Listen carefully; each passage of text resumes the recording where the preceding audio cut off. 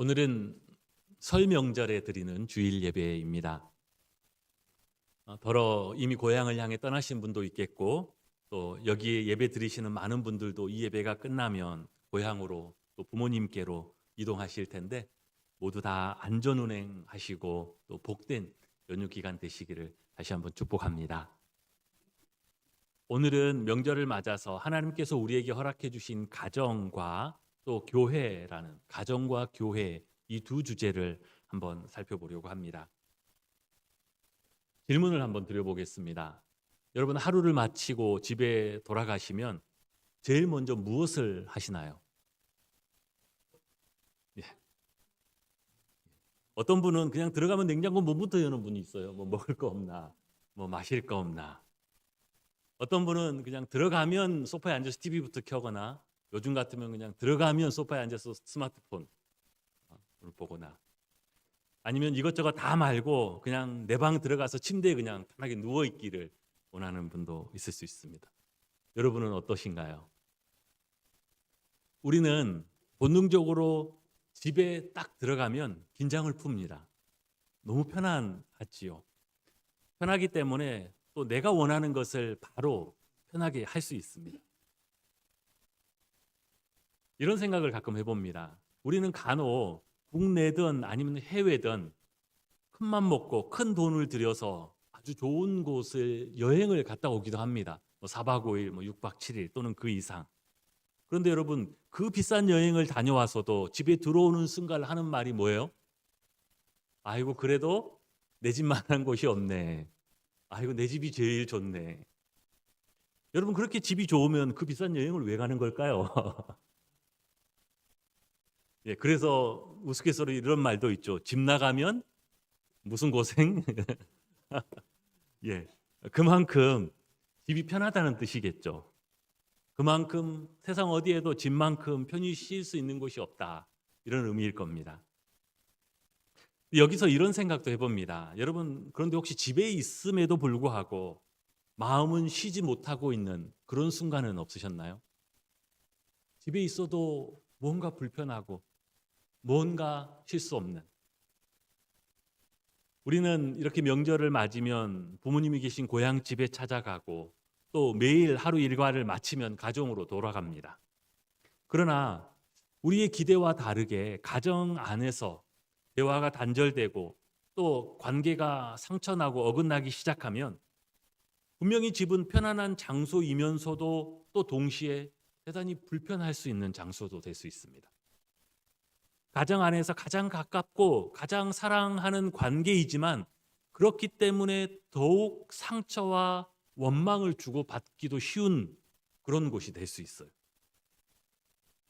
그러면 그 안에서 분명히 가족들과 함께 있어도 왠지 혼자 있는 것처럼 왠지 어느 쪽으로도 편할 수 없는 그런 상태가 되기도 합니다. 때로 가정 안에서 대화의 단절이나 관계의 어려움을 겪지 않는다 해도 우리는 가정이 인생의 모든 외로움과 상처 그리고 영혼의 목마름까지 다 감당하기에는 충분치 않다라는 것을 알고 있습니다.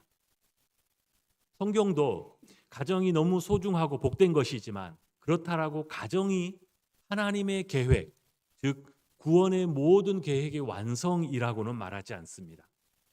어떤 의미에서 가정은 은혜의 출발점, 은혜의 시작점입니다. 그러나 최종 목적지는, 최종 결과는 아닌 것이지요. 그 가정과 함께 또 가정에 더해서 하나님은 우리에게 더 큰 공동체 또 더 큰 복을 주셨는데 그것이 바로 교회 공동체입니다. 그 교회에 속해 있는 사람들을 향하여 오늘 성경은 이렇게 말합니다. 19절 말씀이죠. 우리 같이 한번 읽어보겠습니다. 시작. 그러므로 이제부터 너희는 외인도 아니요 나그네도 아니요 오직 성도들과 동일한 시민이요 하나님의 권속이라. 우리는 이 말씀을 통해서 교회가 어떤 공동체인지 어떤 공동체가 되어야 하는지를 깨닫게 됩니다.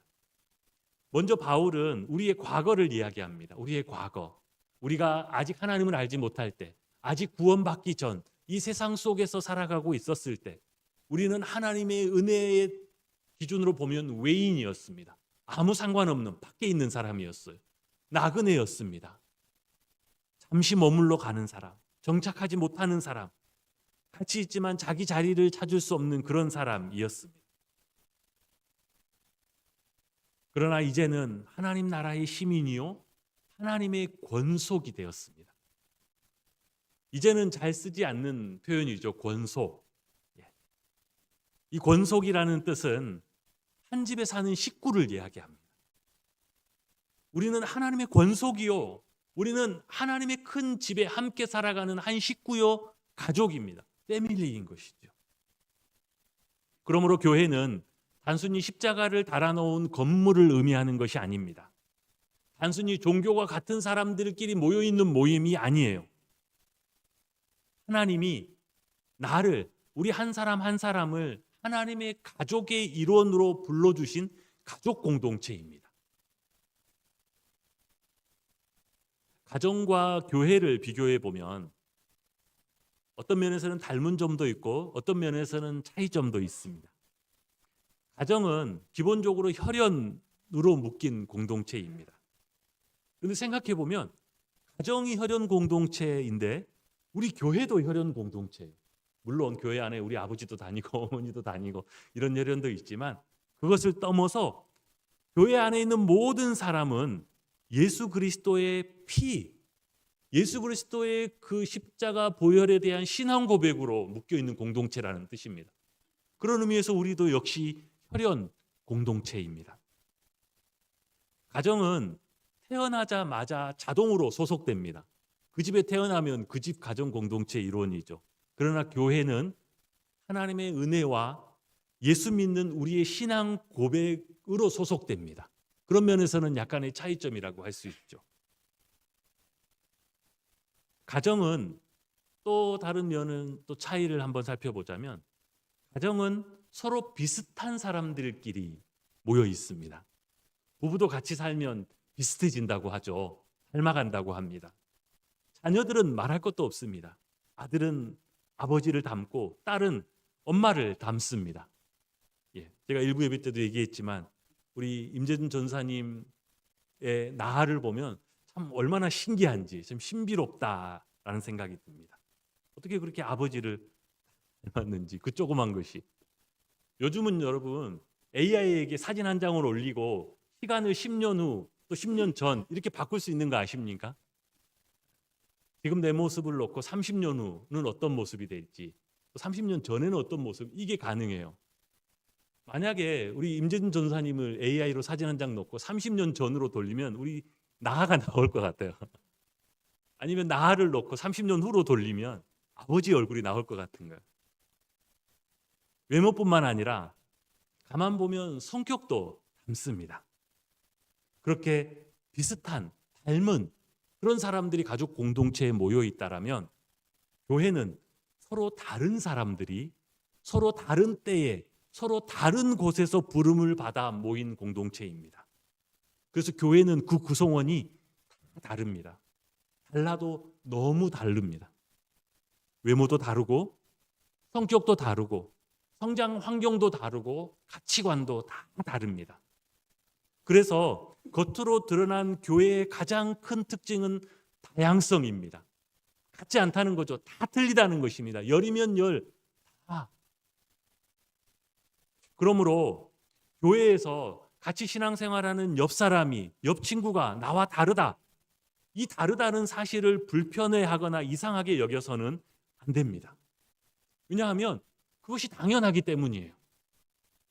나에게는 나만의 과거와 나만의 형편과 지금까지 지나온 나의 세월이 있는 것처럼, 그리고 그것이 소중하고 존중받아야 하는 것처럼 각 사람, 다른 사람들도, 내 옆에 있는 이 사람도 그만의 과거와 형편과 지금까지 지나온 세월이 있는 것입니다.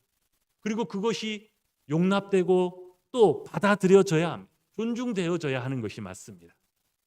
존중을 넘어서 서로 위로해주고 서로 인정해주고 또 서로를 마음을 열고 받아주어야 하는 것이 교회인 줄 믿습니다. 그러므로 우리는 교회 안에서 서로 다르다는 것 때문에 또는 다른 것 때문에 서로 갈등하고 상처를 줄 수도 있다는 것에 대해서 조금 마음 문을 열어놓아야 합니다. 예, 그러지 않으면 더 좋겠지만 그럴 수도 있다라는 것에 대해서 처음부터 마음 문을 열어놓고 우리가 기도하고 준비하고 있어야 돼요. 그런 상황이 발생하면 서로 다르구나.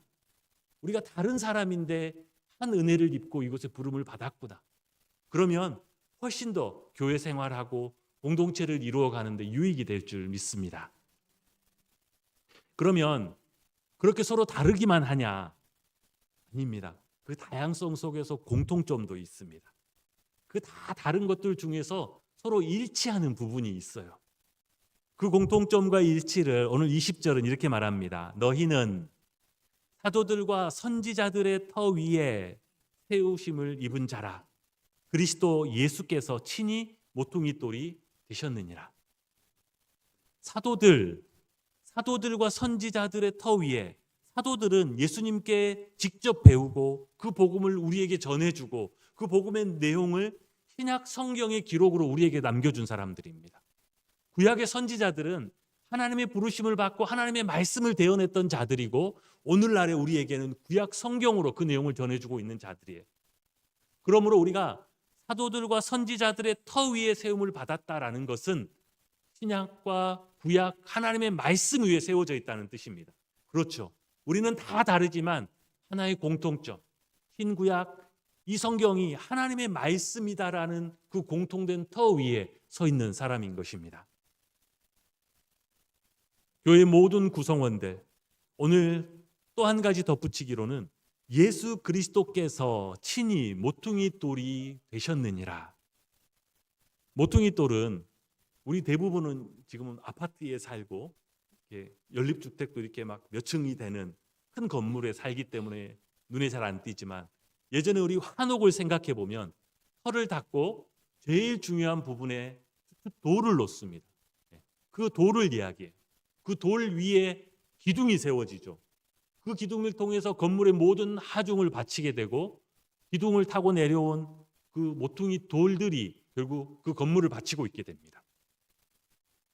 즉 교회의 모든 구성원들은 예수 위에 서 있고 다 예수를 주로 고백하는 그 믿음 위에 서 있음을 우리에게 그렇게 가르쳐 줍니다.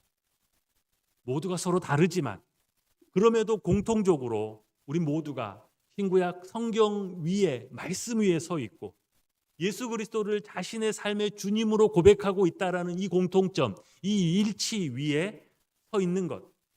그 모임, 그 공동체가 바로 우리 교회의 공동체입니다. 오늘 말씀은 이 교회 너무나도 다르지만 그 다양성 속에서도 공통점과 일치를 이루어가는 이 믿는 사람들의 공동체를 구약시대에 하나님이 거하셨던 거룩한 성전과 같다라고 비유하고 있습니다. 성전의 비유는 하나님께서 구약시대 여호와의 성전에 거하고 계셨던 것처럼 이제는 그 하나님이 이 교회 공동체 안에 거하고 계심을 우리에게 말해줍니다. 하나님은 우리가 알고 있듯이 구약 시대에는 예루살렘 그 성전 안에 거하시고 그곳에서 예배를 받으시고 그곳에서 당신의 백성들을 만나 주셨습니다. 근데 여러분 역사적으로 우리가 이미 알고 있다시피 그 성전은 기원 후 6, 7세기에 이미 회파되어 없어졌고 이미 1000년도 넘게 예루살렘 성전이 있던 그 자리는 지금 이슬람 모스크가 자리하고 있습니다. 그럼 하나님이 이제 갈 데가 없는 건가요? 하나님이 어디에 계시는 걸까요?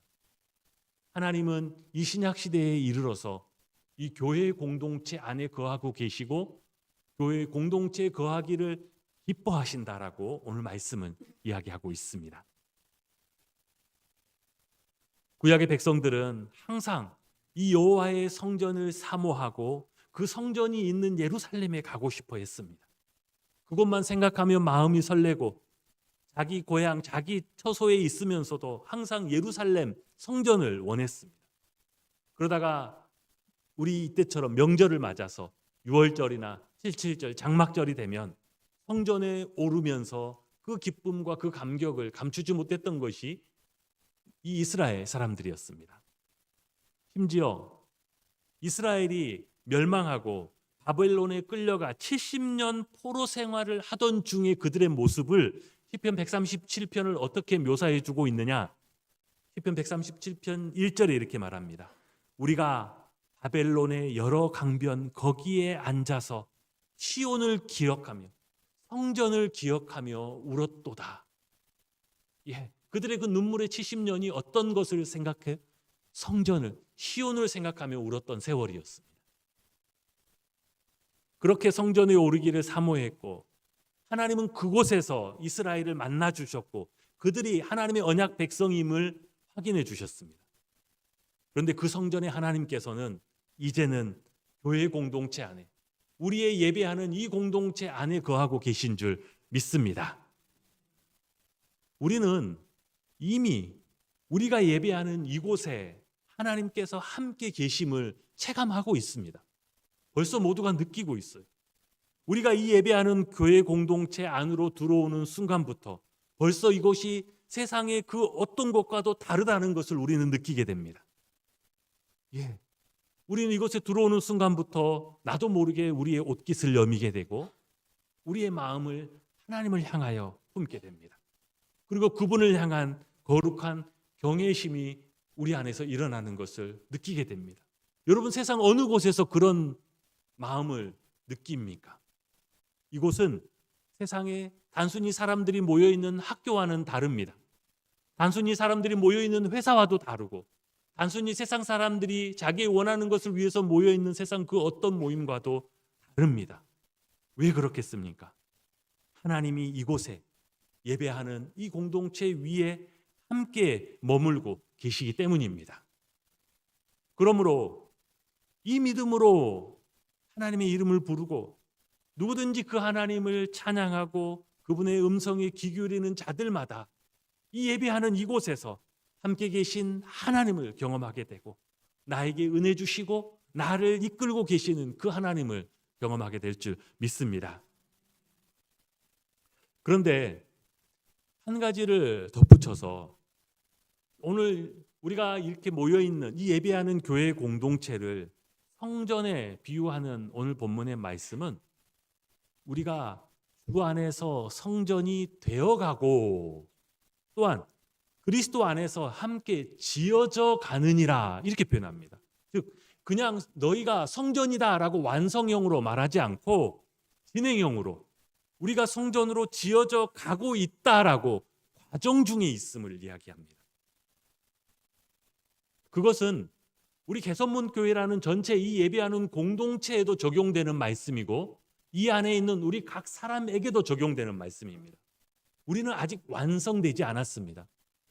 하나님이 계획하고 계시는 개선문 교회만큼 우리는 아직 완성되지 못했어요. 그렇다는 얘기는 여전히 부족한 것이 있다는 것입니다. 여전히 허술한 부분도 있고 여전히 채워져야 하는데 채워지지 못한 또는 허물어진 안타까운 모습들도 있을 수 있다는 것입니다. 왜요? 과정 중에 있기 때문입니다. 우리 각자의 신앙도 마찬가지입니다. 우리가 서로 다르다고 했습니다. 서로 다르다고 인정하면서도 서로를 향한 부족한 것 때문에 때로는 실망하고 때로는 책망하고 때로는 비난하기도 하죠. 그러나 그럴 필요가 없어요. 왜냐하면 아직 우리는 완성되지 않았고 아직 과정 중에 있기 때문인 것입니다. 여러분, 한 예술가가 대리석 한 덩어리를 갖다가 무언가 깎기 시작합니다. 한참 무언가를 하고 있는데 도대체 무엇을 깎는지 모르겠어요. 이게 무슨 가치가 있는지도 모르겠습니다. 내던져 놓으면 그냥 길바닥에 굴러다니는 돌덩이 같아요. 시간이 지나고 이것이 완성되는 시점에 그 결과가 딱 나오면 와, 진짜 예술이네. 이런 작품을 계획하고 있어서 결국 이런 결과를 만들어내려고 했구나. 하나님의 손에 붙들려 있는 우리 각자가 다 그런 하나님의 손에 붙들린 대리석과 같음을 여러분 믿으시기 바랍니다. 지금은 과정 중에 있습니다. 지금은 결과를 우리가 보지 못하고 있어요. 그 결과는 지금은 하나님의 계획, 하나님의 작정 안에만 있습니다.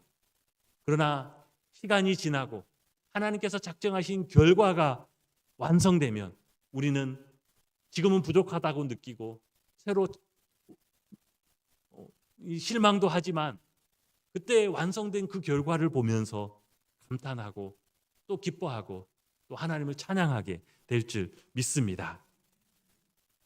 하나님은 우리 모두를 그리스도 안에서 거룩하고 흠이 없게 세우기를 원하십니다. 그 일을 위한 계획과 작정을 하나님은 이미 가지고 계십니다. 우리는 다 그 과정 안에 있어요. 우리가 이런 과정 안에 있다라는 것을 몇 가지 측면에서 우리에게 적용해 볼 수 있습니다. 첫 번째로는 우리가 과정 중에 있기 때문에 서로를 향하여 참아주고 인내해 주어야 한다는 것입니다. 과정 중에 있기 때문에 부족한 부분, 연약한 부분이 눈에 보인다 할지라도 이것이 아직 결과가 아니기 때문에 원망하고 책망하는 것은 아직 성급한 것입니다. 오직 우리가 서로를 향해서 해 주어야 하는 것은 그런 연약함, 부족함을 볼 때마다 보이지 않는 곳에서 기도해 주고 또 보는 곳에서 격려해 주고 서로의 믿음을 북돋워 주도록 더 하나님의 은혜로 나아갈 수 있도록 해주는 것이 우리가 해 주어야 할 일인 줄 믿습니다. 두 번째로 우리가 함께 지어져 가는 과정 중에 있다라는 이 말은 우리가 각자 구원을 받았지만 하나님을 섬기는 데 있어서는 함께 해야 한다라는 의미를 가지고 있습니다. 우리는 개인적으로 구원을 받았지만 개인적으로 하나님을 섬기는 것이 아닙니다. 각자 구원을 받았지만 우리는 교회 공동체를 이루어 하나님을 섬겨야 합니다. 이것이 하나님의 뜻입니다. 그것이 우리가 함께 연결되어 하나님의 성전으로 지어져 간다는 뜻입니다. 감리교의 창시자인 요한 웨슬레는 개인적인 그리스도인만큼 비성경적인 것은 없다, 이런 말을 했습니다. 개인적인 그리스도인이라는 것은 어떤 뜻일까요? 나 혼자만 신앙을 가지고 있으면 되지, 나 혼자 구원받고 나 혼자 하나님을 사랑하면 되지, 이것이 성경적이지 않다는 것입니다. 구원은 각자 받지만 그러나 그 각자가 하나님의 예배 공동체인 교회 공동체로 모여서 함께 지어져 가는 것이 하나님의 뜻입니다. 요즘엔 여러 이유 때문에 상처를 받기도 하고 또 어떤 일 때문에 더 이상 교회에 나가지 않는 가난한 성도들도 많다고 합니다. 그분들을 정죄하거나 또는 그분들을 비난하고 그분들은 구원을 못 받았다, 이런 이야기를 하는 것이 결코 아닙니다. 그분들을 부르신 하나님의 은혜가 분명히 있습니다. 그러나 우리가 나아가야 할 하나님의 뜻은 교회 공동체로 함께 지어져 가는 것인 줄 믿습니다. 세 번째로 우리 모두는 예수 그리스도를 닮아가고 있는 중입니다. 바로 그 과정 중에 있습니다. 오늘 우리 모두가 모퉁이 돌 대신 예수 그리스도 위에 지어지고 있다라고도 하고 또 한편으로는 예수 안에서 함께 지어져 가고 있다라고도 합니다. 우리는 예수 위에, 예수 안에.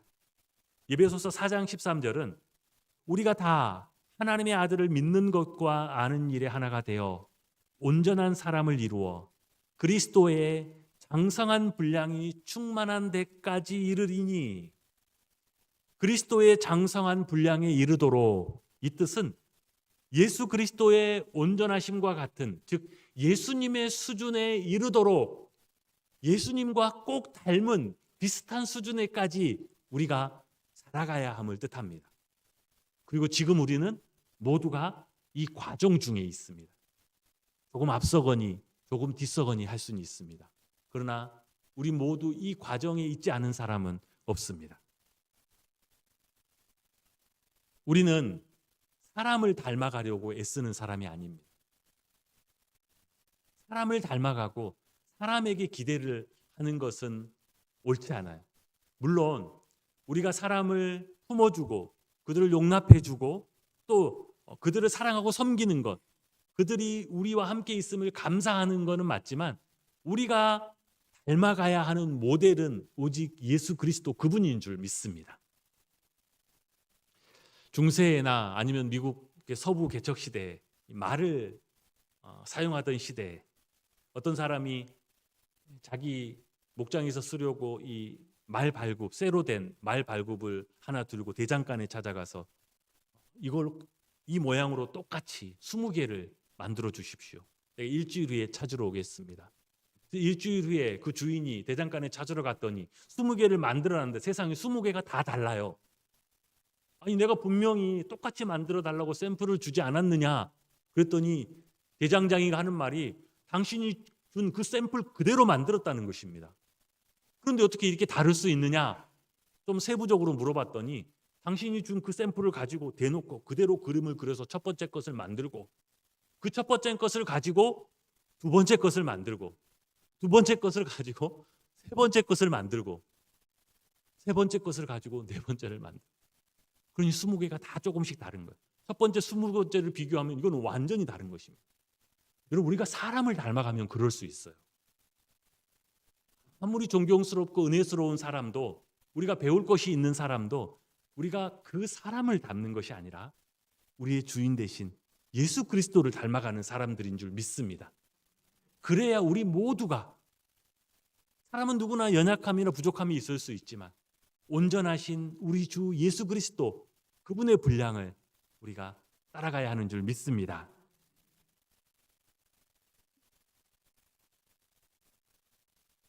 가정이라는 선물을 주신 하나님은 또한 우리에게 교회라는 이 더 크고 더 복된 선물을 우리에게 주셨습니다. 우리는 교회 안에서 하나님이 거하시는 성전으로 지어져 가고 있고 그 안에서 하나님을 경험하고 그 안에서 하나님의 인도하심을 받습니다. 그 안에서 우리 모두는 예수 그리스도를 닮아가고 하나님의 선하신 뜻을 위하여 쓰임을 받습니다.